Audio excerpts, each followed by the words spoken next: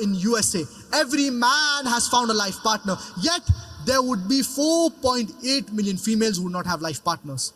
In Germany, there would be 1.2 million females without life partners if everyone has found a spouse.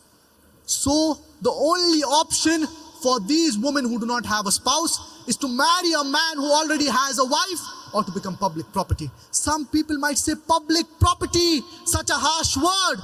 It is the most sophisticated word I can use. Having mistresses is very common in the Western countries, in America. 5, 10, 20, no problem. But having more than one wife does not go down their throat.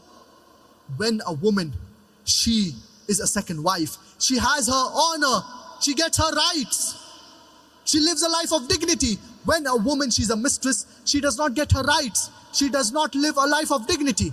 So in certain situations, a person needs to do polygamy.